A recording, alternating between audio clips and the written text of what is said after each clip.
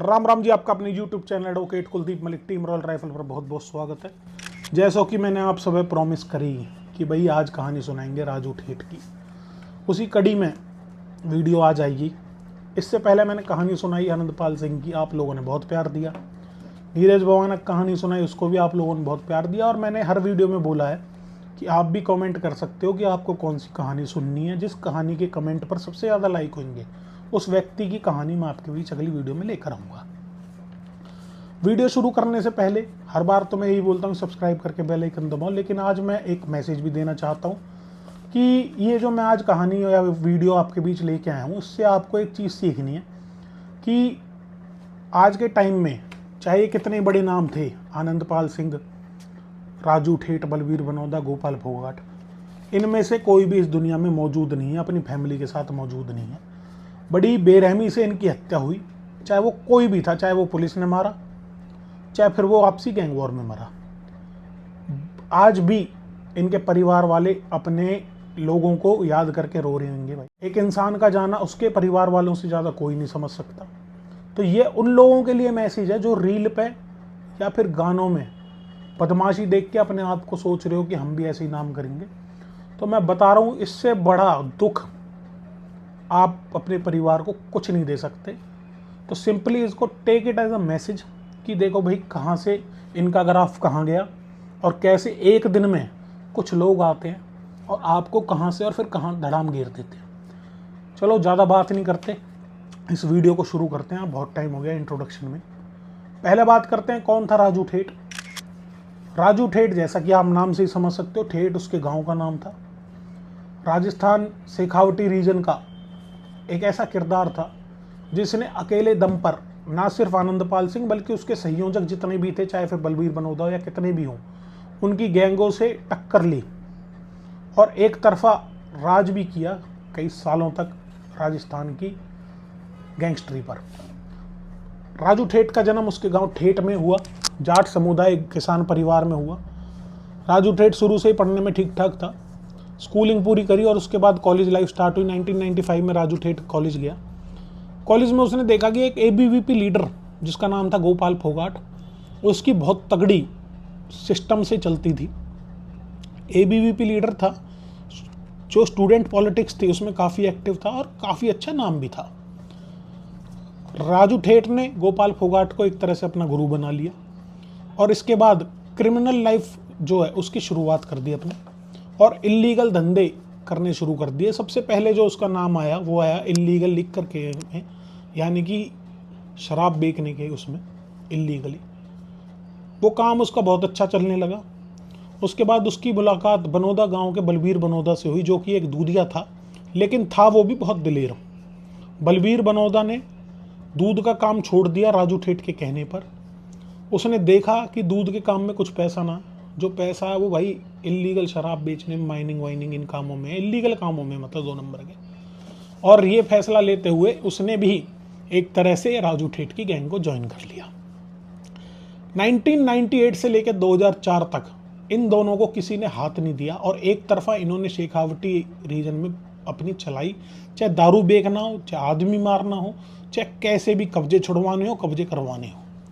1998 में Shekhawati gang war की शुरुआत इन दोनों ने करी भेवाराम हत्याकांड को अंजाम देके।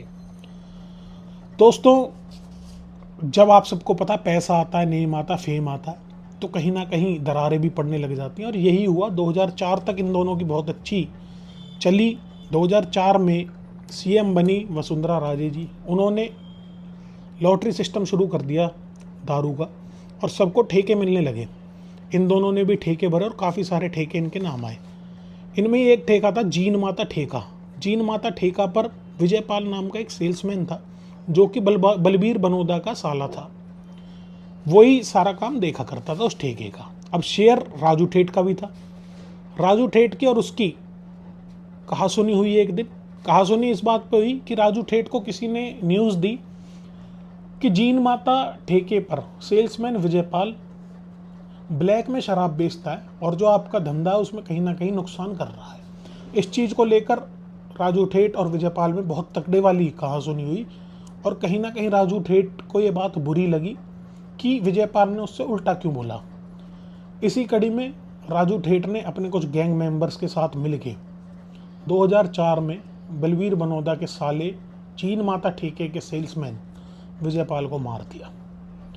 उस दिन से ही बलवीर बनोदा के मन में एक रिवेंज की बात आ गई कि भाई राजू ठेठ ने दोस्तों के मेरे साले को बस एक कहासुनी पे मार दिया। अपने साले की मृत्यु के बाद बलवीर बनोदा ने कहीं ना कहीं मन में कसम खा ली थी कि अब उसको बदला लेना और राजू ठेठ को सबक सिखाना, उसे जान से मारना और एक तरफा राज फिर शेखावटी रीजन में करना है। आप सबको पता है राजू ठेठ को मारना इतना आसान नहीं था और बलवीर बनोदा जानता था इस बात को कि वो अकेला राजू ठेठ को नहीं मार सकता। इसीलिए उसकी मुलाकात हुई, उसने हाथ मिलाया आनंदपाल सिंह से।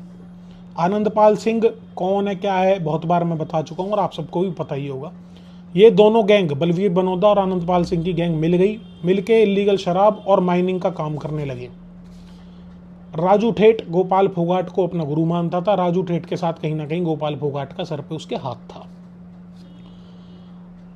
अब बदला लेना था लेकिन आमने सामने ये लोग आ नहीं पा रहे थे, तो बलवीर बनोदा और आनंदपाल सिंह ने राजू ठेठ को फाइनेंशियली लॉस करवाने शुरू कर दिए। जैसे कि उसकी गाड़ियां पकड़वाना, उसके ट्रकों को लूटना, उसके जहाँ पर भी ठेके निकले हुए हैं वहाँ पे अपने लोगों से शराब बिकवानी, ऐसे काम इन्होंने शुरू कर दिए। इससे भी जब पूर्ति नहीं हुई तो 2006 में इन्होंने सीकर कल्याण सर्कल के पास एक दुकान में गोपाल फोगाट को दिन दहाड़े, जून का महीना था, दिन दहाड़े मार दिया और कह सकते हो गोलियों से भून दिया। ये एक तरह से एक गुरु का मर्डर था और ये एक तरह से एक हाथ काटने जैसा था राजू ठेठ का। इस कड़ी के बाद ही लोगों ने मान लिया कि राजू ठेठ खत्म हो चुका है और अब इस टाइम राजस्थान में अगर किसी की चलेगी तो आनंदपाल सिंह की चलेगी या उसके सहयोगी बलवीर बनोदा की चलेगी। अगले 6 साल तक ये लोग अंडरग्राउंड रहे। खबरें आती थी कि यहाँ गैंगवार होगी, इस शूटर को मार दिया, उस शूटर को मार दिया, लेकिन ये जो मेन आदमी थे, चाहे आनंदपाल सिंह हो, बलवीर बनोदा हो, राजू ठेठ हो, इनके ऊपर कोई डायरेक्ट खबर नहीं आ रही थी। 2012 में 6 साल बाद एक बहुत बड़ी खबर आई कि आनंदपाल सिंह और बलवीर बनोदा को राजस्थान पुलिस ने अरेस्ट कर लिया। इन दोनों को जेल भेज दिया गया। इसके बाद कुछ दिन बाद एक और खबर आई कि राजू ठेठ को भी अरेस्ट कर लिया गया है। दोनों के ये सारे ही मतलब सीकर जेल में बंद थे। तो 2013 में 26 जनवरी 2013 को जब पूरा देश रिपब्लिक डे मना रहा था, राजू ठेठ के ऊपर जेल के अंदर आनंदपाल सिंह और बलवीर बनोदा ने गोलियों से अटैक करवाया। एक गोली राजू ठेठ के जबड़े में अटक गई और राजू ठेठ उस अटैक को सरवाइव कर गया। हॉस्पिटल ले जाते टाइम उसकी गाड़ी को भी पलट दिया गया जिस गाड़ी में वो जा रहा था, फिर भी राजू ठेठ बच गया। इतने सारे प्रयासों के बाद भी जब राजू ठेठ बच गया तो सरकार को होश आया कि भाई ये एक जेल में रहने खतरनाक है, अब इनको शिफ्ट कराना पड़ेगा। तो आनंदपाल सिंह और बलवीर बनोदा को सरकार ने बीकानेर जेल में शिफ्ट कर दिया।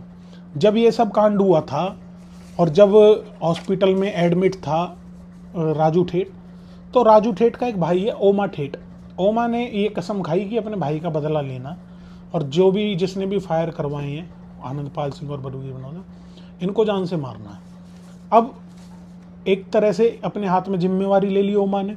तो ओमा के जो साले थे जयप्रकाश और राम प्रकाश, ये दोनों भी बीकानेर जेल में ही बंद थे।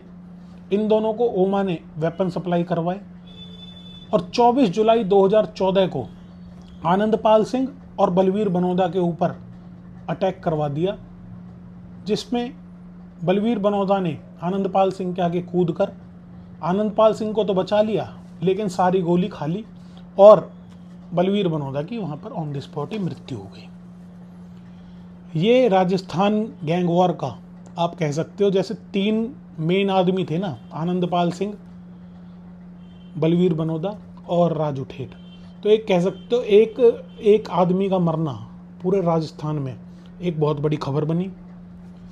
उसके बाद आप सबको पता आनंदपाल सिंह जेल से भाग गया और आनंदपाल सिंह ने खुले तौर पर ही ना सिर्फ राजू ठेठ बल्कि अपने सब दुश्मनों को जान से मारने की कसम खा ली। पूरे देश में हो गया था कि बार बार आनंदपाल सिंह पुलिस के हाथों से भाग जाता है, क्या सरकार आनंदपाल सिंह के साथ मिली हुई है। और कुछ पॉलिटिकल लोगों ने भी प्रेशर डाला कि आनंदपाल सिंह का एनकाउंटर होना चाहिए।